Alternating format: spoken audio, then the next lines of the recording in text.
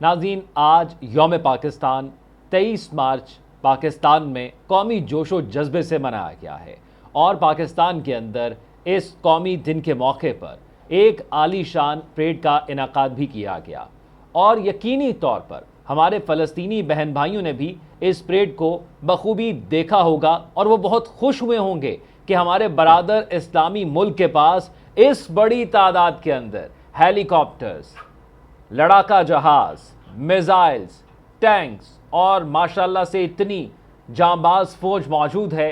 और अब इसराइल भी सफ़े मातम बिछाकर बैठा होगा और फ़लस्तीनी भी ये उम्मीद लगा कर बैठे होंगे कि अब हम पर मज़ीद जुल्म नहीं होगा। नाज़रीन, ये पाकिस्तान मेरा भी उतना है जितना आपका है और जितना ही किसी और इदारे का है, किसी सियासतदान का है, किसी ब्यूरोक्रेट का है, किसी जज का है, किसी वकील का है, किसी सिक्योरिटी इदारे का है या किसी आम मजदूर का है। हम सब का एक ही जितना पाकिस्तान है और हम सब ने इसकी कामयाबी के लिए, इसकी कामरानी के लिए, इसकी तरक्की के लिए अपना अपना किरदार अदा करना है। हर इंसान का अपना रोल है जो वो अच्छे तरीके से प्ले करे, अच्छे तरीके से निभाए तो ये पाकिस्तान तरक्की की जानिब गामजन हो सकता है। नाज़रीन, एक जानिब हम देखते हैं कि हम IMF से पैसे उधार मांग रहे हैं और दूसरे ममालिक की मिन्नतें कर रहे हैं कि IMF से कहे कि हमें पैसा उधार दे दे ताकि हम मुल्क चला सकें, हम अपने मामलात को ठीक कर सकें। 23 मार्च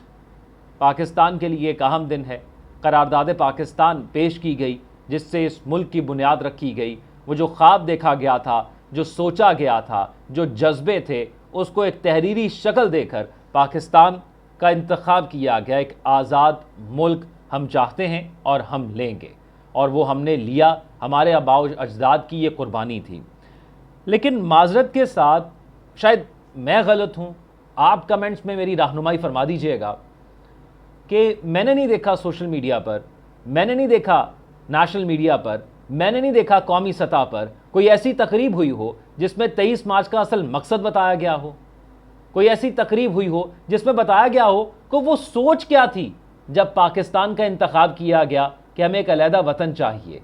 उस अलहदा वतन में क्या हमें आज़ादी से ज़िंदगी गुजारनी थी या ग़ुलामी से ज़िंदगी गुजारनी थी? वो अलहदा वतन के अंदर क्या हम खुलकर बोल सकते थे? उस अलहदा वतन के अंदर क्या हमारे लिए सहूलियात मुयस्सर होनी थी?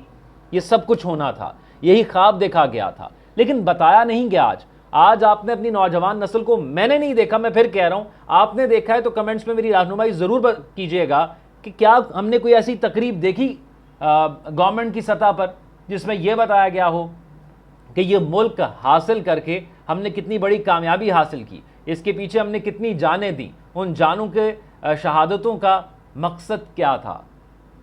अगर आप इस दिन को मनाने का मकसद, इस दिन को सरकारी छुट्टी देने का मकसद यही होता है किसी भी कौमी दिन के हवाले से कि उस दिन लोग सिर्फ छुट्टी ना मनाएं बल्कि उस दिन लोग उन कुर्बानियों को याद करें, उस जद्दोजहद को याद करें और एक बार रिफ्रेश हो जाएं, उनका जोश और वलवला एक बार फिर से तरोताज़ा हो जाए कि हमने बड़ी कुर्बानियां देकर इस मुल्क को हासिल किया है। अब इस मुल्क में अगर हमें वो कामयाबी नहीं मिली जो सोच लेकर हम आए थे तो हमें देखना होगा, सोचना होगा कि ऐसा क्यों नहीं हुआ। लेकिन माज़रत के साथ हमने अपनी नौजवान नस्ल को आज के दिन में तो ख़ास तौर पर यह नहीं बताया।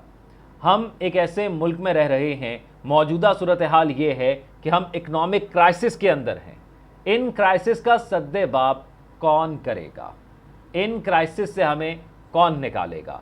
ये हमेशा से एक सवालिया निशान बना हुआ है जो कि गुज़िश्ता 20 से 30 सालों के अंदर हर इंसान के, हर आम पाकिस्तानी के जहन में घर कर गया है। तो इस मौके पर जब हम IMF से भीख मांग रहे हैं कि हमें पैसे दो, हम तुम्हें सूद पर वापस करेंगे, मैं फिर कह रहा हूं नाज़रीन, मैंने वीडियो के स्टार्ट में कहा, यह पाकिस्तान हम सब का है, ये फ़ौज हमारी है, ये सियासतदान भी हमारे हैं, ये ब्यूरोक्रेसी भी हमारी है, ये अदलिया भी हमारे हैं, ये तमाम सरकारी इदारे, सिक्योरिटी इदारे, ये सब कुछ हमारा है क्योंकि हम इस मुल्क के बासी हैं और हमने मिलकर रहना है। लेकिन अब जब इतनी आलीशान परेड आज मैंने देखी जिसमें देखा कि सलामी के चबूतरे के सामने से वो जहाज, वो टैंक, वो फौजी जवान और वो हमारा अस्करी असलहा गुजर रहा है जो कि हमारी सरहदों की हिफाजत करता है। जब हम एटमी मुल्क बने तो उम्मत मुस्लिमा में ये खुशी की लहर दौड़ी कि अब अगर किसी मुस्लिम मुल्क पर किसी काफिर ने हमला किया तो हमारे पीछे हमारा बरादर इस्लामी मुल्क खड़ा होगा। मैं आपसे सवाल करता हूं, मेरे पास तो इसका जवाब नहीं है कि क्या पाकिस्तान खड़ा है आज फलस्तीन के पीछे। अफसोस होता है सोशल मीडिया भरा पड़ा है फलस्तीन की वीडियोस के हवाले से। हम दिन भर उनकी वीडियोस देखते हैं। मैं कल एक वीडियो देखी, शायद आपकी भी नज़र से गुजरी हो, कि एक नौजवान की फ़ोटो लगाई गई जब ये जंग शुरू नहीं हुई कि वो किस किस्म की आलीशान ज़िंदगी गुजार रहा है, और अब जब जंगी हालात हैं तो एक आटे का थैला मिलने पर वो वहाँ पर रक्स करता है। इतनी बड़ी नेमत हो गई उसके लिए, यकीनी तौर पर नेमत है, लेकिन इन हालात के अंदर वो इस किस्म की ज़िंदगी गुजार रहे हैं। खैर, 23 मार्च की परेड पर बात करते हैं। और हम IMF से, मैंने आपको बताया कि IMF हमसे हमेशा ये मुतालबा करता रहा है कि आप अपने सरकारी एक्सपेंसेस को कम करो। IMF हमसे हमेशा कहता रहा है कि आप जो खर्चे कर रहे हैं, आपकी जो इनकम है, आपके खर्चे उससे ज़्यादा हैं, आप अपने खर्चों को कम करें ताकि आप नो प्रॉफिट नो लॉस की सतह पर तो जाएं और फिर उसके बाद प्रॉफिट पर जाएंगे।